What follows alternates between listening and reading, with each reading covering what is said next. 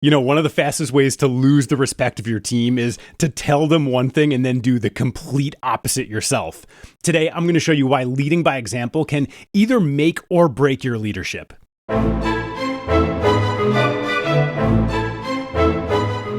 Hi, and welcome to the Everyday Diplomat. I'm Michael Forras, a retired Marine Sergeant Major, former U.S. diplomat, and someone who spent the better part of 20 years leading high-performing teams through crisis, conflict, and constant change. From combat zones to corporate boardrooms, one truth has stayed the same.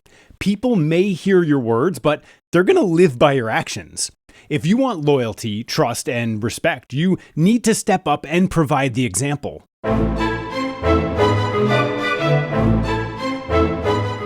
I tend to think that when people think about leadership, they usually picture grand speeches, plans, or big decisions sitting in some corporate boardroom. But the truth is, your most powerful tool as a leader is not your words, it's your example and what you do. People are wired to follow patterns. We watch and then we mimic, often without realizing it. That's why children mirror their parents. That's why workplace culture spreads so quickly. And it's why teams almost always reflect the behavior of their leaders.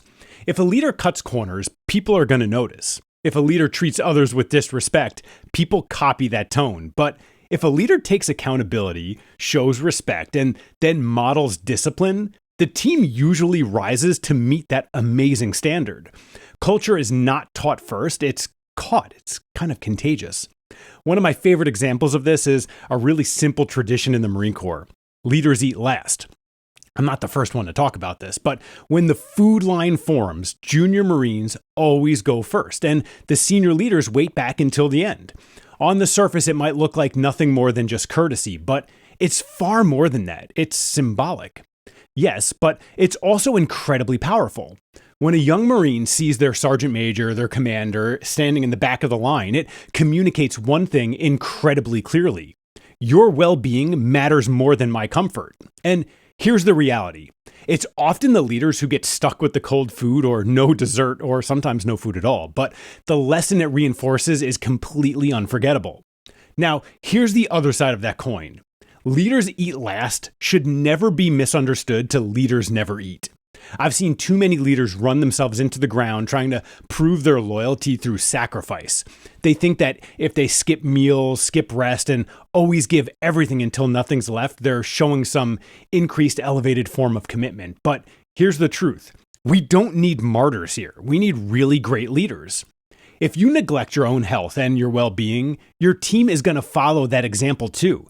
They're going to burn out because you burnt out first. And in the long run, no one wins. This is a really unhealthy way to go about it. And I did this for many years. And I'm going to tell you right now, it wore me out. And it reduced my ability to lead and take care of my Marines. And then my Marines, just like I said, they wanted to be just like me. So they did the same thing. And it started a spiral that I had to work really hard and very specifically to fix. Leading by example, it's really going to start with small daily behaviors. It could be something as simple as showing up on time. It could be taking ownership of your mistakes. It could be demonstrating patience when everything else and everyone else is frustrated. These moments, they might not feel dramatic, but they really compound over time. They build a culture where accountability, respect, and resilience become the norm. That's why I always remind leaders that you're teaching every single day, whether you meant to or not. Somebody's always watching. The question is, what are the lessons that you're teaching? And hey, if you're the type of person who's really trying to up their leadership game and you enjoy content just like this, we'd be honored if you'd like this video and subscribe to the channel. That simple action takes really almost no effort on your part, but it's a huge way for you to tell YouTube what you like and that you like what we're doing. And it helps us reach more people who want to grow as leaders. And don't forget to hit subscribe. I know I just said that, but next week we're diving deep into decision-making and problem-solving mastery. And I've seen the outline for the video and you're not going to want to miss that one.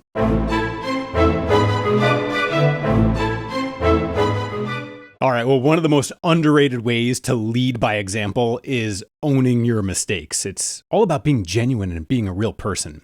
I'm going to share a story that to this day is still humbling for me to think about.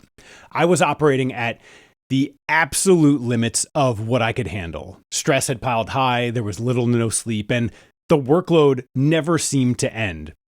Some of that was the environment, and some of it, if I'm being honest, were self-inflicted wounds from not pacing myself well. In the middle of all of that, a Marine walked into the headquarters office, and they began asking questions and pushing on issues that I hadn't taken the time to fully understand. And to be fair, it just rubbed me the wrong way, and I reacted inappropriately. Instead of listening carefully, I went straight into First Sergeant defensive mode, and I made assumptions. I snapped into corrective mode, and I spoke to that Marine in a way that I was not even remotely proud of. And here's the thing. It wasn't just the two of us in the room. There were a lot of people around. Now, I could have just walked away and no one would have said anything, and people probably would have just written it off as he's having a bad moment. But I knew two things right away. First, if I had let it go, I would taint that relationship between that Marine and myself. Second, everybody else in that office would assume that that type of behavior was something that I endorsed and thought was acceptable. So I did something incredibly uncomfortable. I walked back out. I gathered every single person that was within earshot and got them together in the room. And I gave one of the most sincere public apologies of my entire life. I looked that Marine right in the eye and I admitted that I was wrong. And I made it incredibly clear to everybody present in that room that that form of behavior was not the standard that I expected from myself or from them. Then I personally worked with that Marine to resolve the issue that they came in with. The result was incredibly powerful, well, for both of us. My relationship with that Marine actually became stronger and more effective. But beyond just that, the rest of the team raised their own game in their customer service and their professionalism. They saw firsthand that accountability wasn't just something that I demanded of them, it was something that I actually demanded of myself. That's the hidden power of owning your mistakes. It doesn't diminish your authority, it amplifies your credibility with your peers and with your subordinates and everyone that's watching. When people see you hold yourself to that same standard that you ask of them, they're far more likely to have buy-in. And here's where this connects directly to you.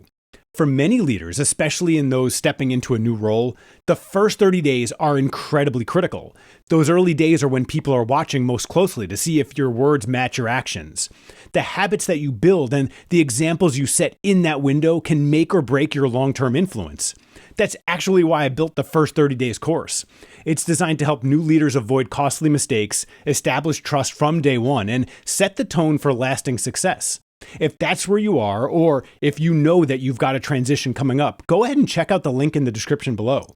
It's a practical roadmap that's built from real-world experience, and it can save you months or even years of frustration. So go ahead and remember this. Mistakes are inevitable, but the way that you own them, repair them, and learn from them, that's where your leadership influence is either lost or multiplied.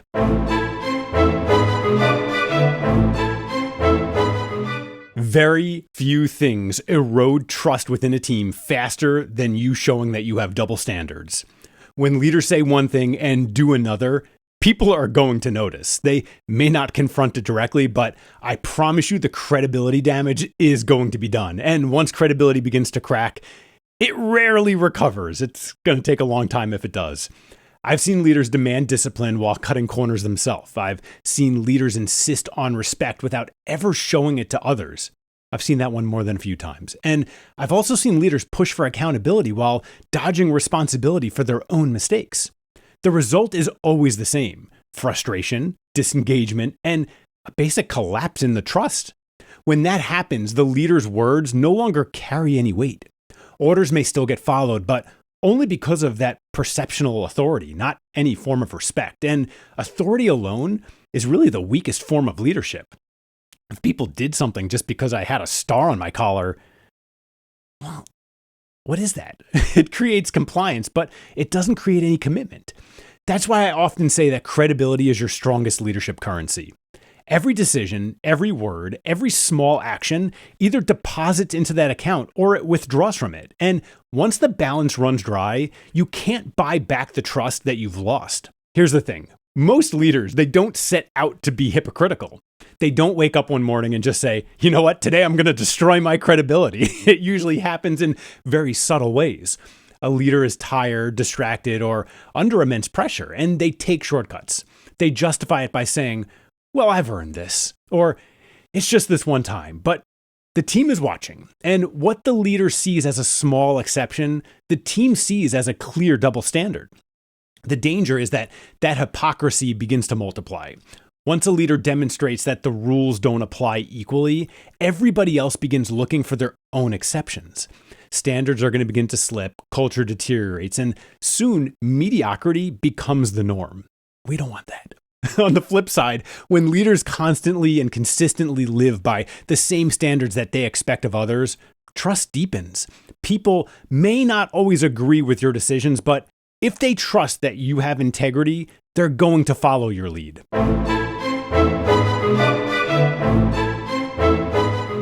Your team watches you the closest when things begin to go wrong.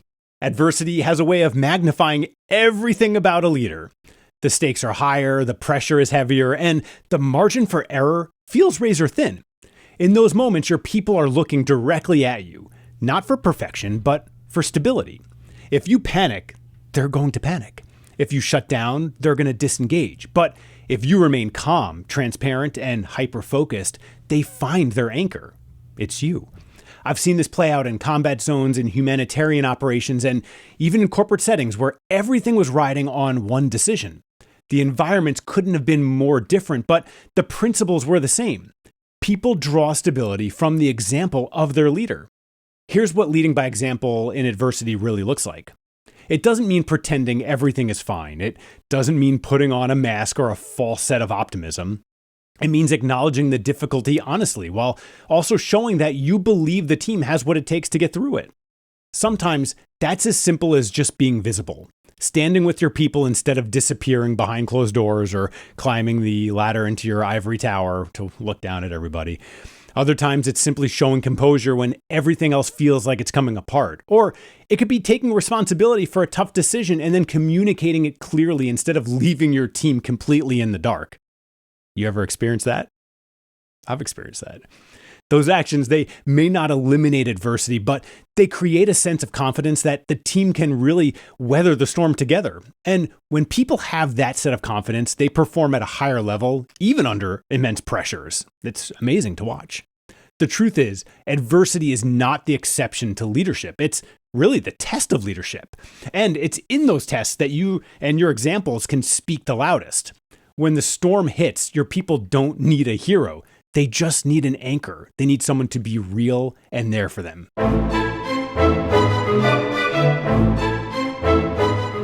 Let's go ahead and bring this full circle. At the start of this episode, I told you that the fastest way to lose respect is to say one thing and then to do another. And by now, I hope you see the opposite is true as well. The fastest way to build trust and loyalty and influence is to lead by example.